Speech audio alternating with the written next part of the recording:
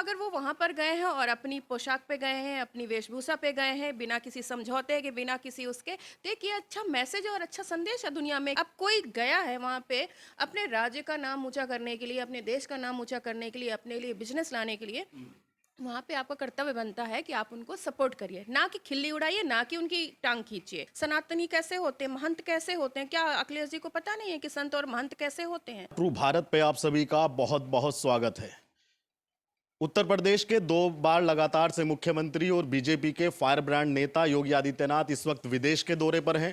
पहले सिंगापुर, उसके बाद में जापान, और जापान और सिंगापुर से एक बहुत बड़ा इन्वेस्टमेंट यूपी के लिए आने वाला है। लेकिन वहीं सियासत भी तेज है। अखिलेश यादव का कहना है कि योगी जी जापान का नाम ना बदल दें, क्योंकि उनको नाम बदलने की आदत है। और ये भी कटाक्ष अखिलेश यादव की तरफ से किया गया कि जो लोग पहले भी जापान से एमओयू लाए थे, उनका क्या हुआ, उनसे कितने रोजगार मिले। और उनका यह भी कहना है कि विदाई से पहले ये ऐसे मुख्यमंत्री हैं जो विदाई से पहले घूमने जा रहे हैं, वरना लोग विदाई के बाद में जाते हैं। मेरे साथ में शशि पांडे जी हैं, इनसे जानेंगे कि जो योगी आदित्यनाथ का जापान का जो विदेश का दौरा है, क्या वाकई आज योगी आदित्यनाथ की जो छवि है, जो विश्व पटल पे बनती जा रही है, उसको किस तरीके से देखते हैं, और जो इन्वेस्टमेंट यूपी में आएगा उसके बारे में क्या कहना है। मैडम, धन्यवाद समय देने के लिए। ये बताइए, जो लोग कहते थे कि भगवा सिर्फ यूपी तक रहेगा, योगी आदित्यनाथ की सीमाएं सिर्फ उत्तर प्रदेश तक हैं, आपको क्या लगता है आज जापान और उससे पहले सिंगापुर, क्या लगता है आपको आज योगी जी की छवि? सबसे पहले तो आपको बहुत बहुत बधाई, आपने इतना अच्छा मुद्दा उठाया है। क्योंकि हमेशा हम नेगेटिव बात करते हैं और आप ये पॉजिटिव बात लेकर के हैं, सकारात्मक पहलू है कि हमारे किसी राज्य का मुख्यमंत्री बाहर गया है ऐसे विदेश यात्रा पर, किस लिए? व्यवसाय लाने के लिए, बिजनेस लाने के लिए। अब इसमें मैं हमेशा कहती हूँ कि आप राजनीति करिए, जो विपक्षी पार्टियां हैं, बिल्कुल विपक्ष का मजबूत होना बहुत जरूरी है, क्योंकि इससे तो क्या कहेंगे, उत्सुकता आ जाएगी कि भाई एक छत्र राज्य हो जाएगा तो मनमानी हो जाएगी। तो विपक्ष का होना बहुत जरूरी है और सशक्त विपक्ष होना चाहिए। लेकिन विपक्ष का कार्य ये भी है कि जहां पर सकारात्मक काम हो रहा वहां पर आप पीठ भी थपथपाइए, उनको शाबाशी भी दीजिए, वहां पे टांग खींचने वाला काम मत करिए। मैं कहती हूँ जब भी विदेश की धरती पर आप जाते हैं तो भारत की बुराई मत कीजिए। जहां पर आप उसको एक पायदान ऊंचे ले जाने की कोशिश कर सकते हैं वहां पर तो आप कोशिश करिए। अब कोई गया है वहां पे अपने राज्य का नाम ऊंचा करने के लिए, अपने देश का नाम ऊंचा करने के लिए, अपने लिए बिजनेस लाने के लिए, वहां पे आपका कर्तव्य बनता है कि आप उनको सपोर्ट करिए, ना कि खिल्ली उड़ाइए, ना कि उनकी टांग खींचिए। और सबसे बड़ी बात कि उन्होंने जो एक सनातन का एक मैसेज दिया है ना, देखिए सनातन जो है, मैं सनातन की जब बात करती हूँ तो सनातन पे समझौता नहीं होना चाहिए, ये हर एक सनातनी का कर्तव्य होना चाहिए। और योगी महाराज जी जो मतलब मुख्यमंत्री जी तो है ही हैं, वो महाराज भी हैं क्योंकि संत है, महंत है। तो अगर वो वहां पर गए हैं और अपनी पोशाक पे गए हैं, अपनी वेशभूषा पे गए हैं, बिना किसी समझौते के, बिना किसी उसके, तो एक ये अच्छा मैसेज और अच्छा संदेश है दुनिया में कि सनातन के प्रति, कि वो अपनी वेशभूषा में गए हैं और अपनी संस्कृति को लेकर के वहां पर गए हैं। तो लोग दुनिया में जानेंगे कि सनातन क्या होता है, लोग ये भी देखेंगे कि अच्छा ऐसी भी कुछ पोशाक होती है सनातन की। तो ये एक तरीके से बिजनेस का तो बढ़ावा होगा ही होगा, सनातन का भी बढ़ावा है, एक तरह से हमारी संस्कृति को उन्होंने रिप्रेजेंट किया है वहां पे, ये बहुत खुशी की बात है। जी, अखिलेश जी का कहना है कि जापान का नाम बदल कर वो आदित्यपुरम ना कर दें, क्योंकि उनको नाम बदलने की आदत है। तो ये राजनीतिक व्यंग किस हद तक ठीक मानते हैं? सबसे पहले तो मैं ये बात जानना चाहती हूँ कि क्या जो लोग नाम बदलने की बात करते हैं, क्या उन्होंने कभी इतिहास नहीं पढ़ा है क्या, कि भारत में जो राज्य थे, जो जगहें थी, उनके नाम पहले क्या थे? पहले हिंदू नाम थे सभी के, क्योंकि सनातन का यहाँ पर वर्चस्व रहा है और हम सभी सनातनी, और हम सब जानते हैं कि यहाँ पे नाम क्या थे राज्यों के और उन जगहों के नाम थे। दिल्ली का नाम क्या था? जी, इंद्रप्रस्थ। इंद्रप्रस्थ नाम था। यहाँ पे जो गलियां हैं, जो रोडें हैं, वो अकबर रोड, लोधी रोड, क्या मतलब है इन नामों का? ये इन नामों का कोई जरूरत ही नहीं है भारत में। तो जो नाम पहले थे, कम से कम आप उनको उन्हीं, अब हम कह दें कि अगर किसी का नाम अखिलेश जी है मान लीजिए, और कोई आया और उन्होंने उनका नाम बदल दिया, उनके घर में परिवार में किसी ने आया और ना उनका नाम बदल दे, तो क्या उनके जो पूर्वज होंगे वो चाहेंगे नहीं, या उनके जो अग्रज होंगे वो चाहेंगे नहीं कि जो हमारे वर्चुअल जो नाम था, ओरिजिनल नाम था, वर्चुअल नहीं, ओरिजिनल नाम जो था वही आ जाए? तो ये ओरिजिनल नाम की तरफ हम लौट रहे हैं, ना कि हम नाम बदल रहे हैं। तो ये गुमराह करना कि वो सब नाम बदलते हैं, नाम नहीं बदलते हैं, वो अपनी पुरानी स्थिति को लौटाया जा रहा है। उनके जो नाम थे, ओरिजिनल नाम जो थे, वही दिए जा रहे हैं। योगी जी की जब से विदेश से फोटो आई है सोशल मीडिया पे, एक तबके में ये लहर है कि योगी जी आने वाले देश के पीएम बनेंगे, क्योंकि कुछ लोगों को लगता था कि भगवा तो सिर्फ यूपी तक, लेकिन आज वो बाहर भी हैं। तो आपको लगता है कि एक विश्व पटल पर योगी जी की छवि बनती जा रही है? देखिए, इसको मैं सिर्फ भगवा तक केंद्रित नहीं करूंगी, क्योंकि भगवा तो है ही अपने आप में, लेकिन मैं भगवा तक केंद्रित नहीं करूंगी। उनकी जो कार्यशैली है, आज आम जनता, हर एक आम जनता, आप कहीं भी कमेंट देख लीजिए, मैं कह रही हूँ किसी जो पॉलिटिकल बंदा है उसकी बात मत सुनिए, जो आम लोग हैं, और बहुत सारी ऐसी घटनाएं होती हैं, और जब उन पे कमेंट पढ़िए, मैं अक्सर कमेंट सेक्शन में जरूर जाती हूँ, क्योंकि वहाँ पे आम लोग होते हैं, और मैं उनके कमेंट सेक्शन पढ़ती हूँ कि हमें भी योगी जी जैसा मुख्यमंत्री चाहिए। तो ये आम जनमानस की धारणा है, और वो चाहते हैं, क्योंकि लोग तंग आ चुके हैं, भ्रष्टाचार से तंग आ चुके हैं, घटनाओं से तंग आ चुके हैं। कितनी बात हम सुनते हैं कि बच्चे चोरी हो रहे हैं, ऐसा हो रहा है, वैसा हो रहा है, चोरी हो रही है, मार रहे हैं लोग एक दूसरे को, लोगों की सुनवाई नहीं हो रही है। तो लोग क्या है, वो लोग चाहते हैं कि तुरंत हमें न्याय मिले। तो जब न्याय की बात आती है तो नाम आता है योगी जी का। तो सभी आम जनमानस जो है वो चाहता है। मैं ये भी नहीं कह रही हूँ सिर्फ हिंदुओं की बात नहीं है, यहाँ पर बहुत सारे मुस्लिम भी, अब आप जाइए वहाँ पे जो माहौल है ना वो चेंज हो चुका है। बहुत सारे मुस्लिम भी कहते हैं कि योगी जी बढ़िया काम कर रहे हैं, जो गलत है बस उसी को परेशान किया जा रहा है। परेशान भी नहीं किया जा रहा है, बल्कि उसको ठीक किया जा रहा है, उसको परेशान करना नहीं कहेंगे। तो बहुत सारे मुस्लिम भी अब इस चीज़ को मान गए हैं। पहले एक हवा बनाई जा रही थी कि नहीं, योगी जो है वो मुस्लिमों को तंग करते हैं। तंग नहीं करते हैं, जो गलत थे उनको उनको सजा दी गई है, और उनको हटाया गया, उनको बल्कि मैं कहती हूँ उनको सुधरने का भी मौका दिया गया। ऐसा नहीं कि बस हम गए और हमने कार्रवाई कर दी। उनको पहले नोटिस दिया जाता है, या उनको समझाया बुझाया जाता है। जब उससे बात नहीं बनती तो फिर आगे कार्रवाई की जाती है। तो आम जनमानस है वो यही चाहता है कि हमें योगी जैसा मुख्यमंत्री चाहिए। अखिलेश जी कह रहे हैं कि विदाई होने वाली है योगी जी की। आपको लगता है कि 27 में योगी जी जाने वाले हैं? मैंने कहा ना कि आम जनमानस को देखिए, नेताओं की बात मत सुनिए। जो भी आप, इतने सोशल मीडिया प्लेटफॉर्म है, इंस्टाग्राम हो गया, फेसबुक हो गया, यूट्यूब हो गया, ट्विटर हो गया, आप उन पर जाइए और आम लोगों के कमेंट पढ़िए। आपको आम जनमानस की राय पता चल जाएगी कि योगी जी जाने वाले हैं, या लोग योगी जी को लोग नेक्स्ट पीएम के रूप में देखना चाहते हैं। आपको क्या लगता है कि नेक्स्ट पीएम के रूप में कितने % लोग आज भारत में चाहते हैं कि योगी जी बने? मेरे ख्याल से मैं इसको 100% भी कह सकती हूँ, लेकिन हो सकता है सभी लोग सहमत नहीं हो।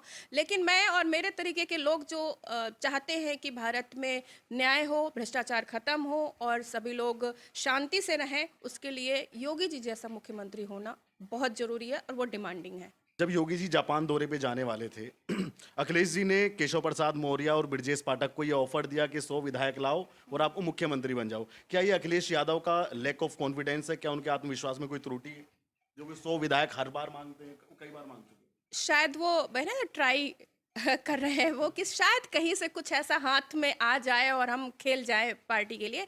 लेकिन मेरे ख्याल से जो पार्टी के नेता हैं, या योगी जी का जो जितना भी सर्कल है, उनका परिवार कह दिया जाए, वो सभी समझते हैं कि हमें किस तरफ रहना। और ये शायद उनका ये जो लॉलीपॉप देना है अखिलेश जी का, शायद ये काम नहीं आ रहा है उनके। और वो अब इस तरीके की भी तिकड़म कर रहे हैं कि शायद आम जनमानस के दिलों में तो नहीं वो छाप बना पा रहे, तो शायद इस तरीके से हम सत्ता में आ जाएं। तो ज़रूरत है विपक्ष को, अगर किसी को सत्ता में आना है तो पहले ज़रूरत है आप आम जनमानस के मनों में आप पहले अपनी छाप बनाइए, उनके मन में कॉन्फिडेंस लाइए कि हाँ हम आपके लिए हैं। ऐसा नहीं कि हम सत्ता में आ गए और फिर भूल गए आम जनमानस को कि उनकी भी कुछ दिक्कतें हैं। तो जब तक आप लोगों को नहीं समझेंगे, जनता को नहीं समझेंगे, तब तक आप सत्ता में नहीं आ सकते हैं। तो अब शायद उस तरीके से नहीं तो इस तरीके से, तो वो कोशिश तो कर रहे हैं आने की। अब वो कैसे आएंगे ये तो समय बताएगा। महिलाएं आज कितना सिक्योर फील करती हैं अपने आप को यूपी के अंदर? आप हैं, आप शिक्षिका हैं, पढ़ाती हैं, आपकी बेटी भी स्कूल जाती होगी, ट्यूशन जाती होगी, कॉलेज में जाती होगी, आपकी माता जी भी आती होंगी, जाती होंगी, सास भी होंगी। तो आज महिलाएं कितना सिक्योर फील करती हैं? देखिए, मैं सहित आप भी जानते हैं कि थोड़े दिन पहले नोएडा का क्या हाल था, कि लोग शाम को कार से भी निकलना सेफ नहीं समझते थे। बाइक वाइक की तो खैर बात छोड़ दीजिए, और फैमिली के साथ तो बात की बात है, लोग सिंगल भी आने जाने में डरते थे। यही रोड रेज होती थी, कहीं कोई किसी को मार रहा है, छीन रहा है, कोई किसी को गोली मारे दे रहा, कुछ भी, मतलब घटनाएं, बहुत घटनाएं होती थी। और आज की डेट में रात को 11-11, 12-12 बजे तक हम आते हैं काम करके, और बहुत सारे बच्चे हैं जो यहाँ कॉलेज है, पता ही आपको, हब है ग्रेटर नोएडा कॉलेज इसका। लोग पता नहीं कहाँ कहाँ दिल्ली एनसीआर से यहाँ पढ़ने के लिए आते हैं, और सब पूरे सेफ रहते हैं बच्चे। कोई टेंशन नहीं है, अगर नोएडा में है तो कोई टेंशन नहीं है कि हाँ सब कुछ ओके है। और हम भी रात में आते हैं कहीं से भी इस उसमें नोएडा में, तो कहीं कोई टेंशन नहीं, कहीं कोई डर नहीं लगता। और अब तो ये मतलब एक भुक्तभोगी हूँ कि हाँ मैं यहाँ पर हूँ और मैं यहाँ का माहौल देख रही हूँ कि जो एक हम बात सुना करते थे दिल्ली में रह करके कि अच्छा, पहले मैं दिल्ली में रहती तो पहले सुना करती थी कि अच्छा नोएडा सेफ नहीं है, नोएडा में इतनी घटनाएं हो रही हैं, छीना झपटी हो रही है, मार रहे हैं, लूटपाट हो रही है, वो सब कुछ खत्म हो चुका है। सब कुछ खत्म हो चुका, माहौल बदल चुका है। और मेरे ख्याल से आने वाले समय में दिल्ली एनसीआर में अगर मैं आज कहूँ तो सबसे ज़्यादा सेफ, सबसे ज़्यादा सुरक्षित और सबसे ज़्यादा सुंदरीकरण नोएडा का ही है। जी, जिस नोएडा की आप बात कर रही हैं, अखिलेश यादव ने कभी इसी नोएडा को कहा था कि जो कोई यहाँ पे आता है उसका मुख्यमंत्री का पद चला जाता है। लेकिन अब वही अखिलेश यादव नोएडा से ही मार्च के महीने में अपनी यात्रा शुरू करेंगे। तो क्या कहना चाहेंगी कि पहले अपशकुन बताया, अब वहीं से यात्रा शुरू कर देंगे? अब मैं इस बात पे आती हूँ क्योंकि बहुत सारे जो विपक्ष के लोग हैं या जो उनके समर्थक लोग हैं वो इधर वालों को अंधभक्त कहते हैं। तो आप अब ये बताइए कि अगर ये प्रश्न है कि नोएडा पद पे रहते हुए, सत्ता पे रहते हुए जो मुख्यमंत्री आता वो हट जाता है, तो ये अंधभक्ति या कहें कि अंधविश्वास ये किसका था? और उस भ्रम को, उस आडंबर को, उस मिथक को, उस अंधविश्वास को तोड़ा है योगी जी ने। तो ये सनातन है, अंधविश्वास नहीं होता है। यहाँ पर जो होती हैं वो तथ्यों पर आधारित चीजें होती हैं। सनातन में कोई अंधविश्वास नहीं होता। अंधविश्वास सिर्फ वही कह सकता है जो सनातन के बारे में जानता नहीं है, वही अंधविश्वास कह सकता है, वही अंधभक्त कह सकता है। अखिलेश यादव ने भी कई सारे बयान दिए, उसमें से एक बयान ये भी है कि भगवा वस्त्र पहनने वाला, कान में कुंडल पहनने वाला कोई योगी नहीं हो सकता। अब ये तो उनकी, मैंने कहा ना, ये उनकी समझ है। क्यों नहीं भाई, वो तो प्रथा है जो उन्होंने कहा कि भगवा पहनने वाला, कान में कुंडल पहनने वाला, तो और भगवाधारी कैसे होते हैं, सनातनी कैसे होते हैं, महंत कैसे होते हैं? क्या अखिलेश जी को पता नहीं है कि संत और महंत कैसे होते हैं? या शायद उनको इस परंपरा के बारे में मालूम नहीं है कि संत महंत कैसे बनते हैं? मैं उन ढोंगियों की बात नहीं कर रही हूँ जो सनातन के नाम पे, हिंदुओं के नाम पे चोंगा पहन के चल देते हैं। और बहुत सारे ऐसे उजागर भी हुए हैं नाम कि पता चलता है कि अच्छा हिंदू बने घूम रहे हैं और वो होते कोई और ही हैं। तो ऐसे लोगों से खतरा, उन लोगों की पहचान करिए और जो ओरिजिनल हमारे संत और महंत हैं उनका सम्मान करना सीखिए। और उनको, उनका कभी भी अपमान करने, सम्मान तो है ही है लेकिन अपमान करने की भी ये जो परंपरा चला दी गई है वो ना करें। क्योंकि हमेशा हमने देखा है कि उनके राज्य में जब थे तो बहुत सारे शंकराचार्य जी पर भी लाठियां बरसाई गई थी। आज उन्हीं शंकराचार्य जी का वो समर्थन कर रहे हैं। तो ये चीजें वो अपने अपने पहले की चीजों से सोचे कि उन्होंने क्या किया था।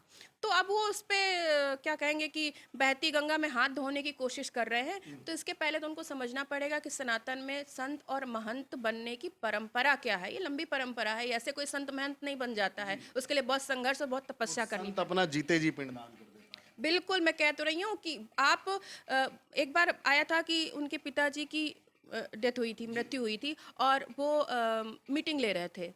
तो वो भावुक हो गए थे लेकिन वो गए नहीं उस कार्यक्रम को छोड़ करके, मीटिंग को छोड़ करके। तो ये अपने आप में बहुत बड़ा व्रत है कि जब आप अपनों से दूर हो रहे हैं, मतलब इसी संसार में रह करके और आपके सामने ऐसी चीज़ें होती हैं और अपने परिजनों को छोड़ करके आप इस तरह का जीवन जीते हैं। आप सोचिए ना, उनके भाई बहन, माँ पिता किस स्थिति में है। आप किसी का बता दीजिए कि वो लोग आज जो सत्ता में हैं उनके भाई बहन और माता पिता किस स्थिति में हैं और उनके माता पिता किस स्थिति में। चाहे मैं योगी जी की बात कर लूँ, चाहे मोदी जी की बात कर लूँ, उनके भाई बहन बहुत सामान्य जनजीवन जीवन जी रहे हैं। कोई ऐसा नहीं है कि अच्छा हमारे भाई प्रधानमंत्री है, हमारा बेटा प्रधानमंत्री है तो वो 5 स्टार 7 स्टार में रह रहे हैं। नहीं, सब आम जन, बल्कि आम जन जीवन से भी नीचे वाला स्तर वो जी रहे हैं।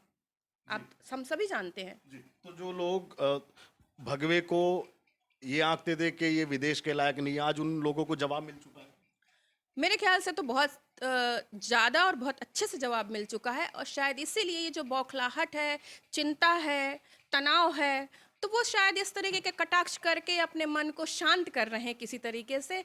और मेरे ख्याल से उनको कटाक्ष करें, व्यंग करें, सब कुछ करें, लेकिन वो देश के परिधि में रह करके। जब बात बाहर विदेशों की हो और बाहर विदेश में भारत की छवि की हो तो वहाँ पर सोच समझ करके तोल मोल के बोलना चाहिए, क्योंकि इससे भारत की छवि पे नुकसान होता है। जी, कल एक गाना रिलीज हुआ है अखिलेश यादव के फेसबुक पे, वो अपलोड है। उसमें अखिलेश यादव को 2027 के लिए यूपी का राजनीति में शेर बताया गया है।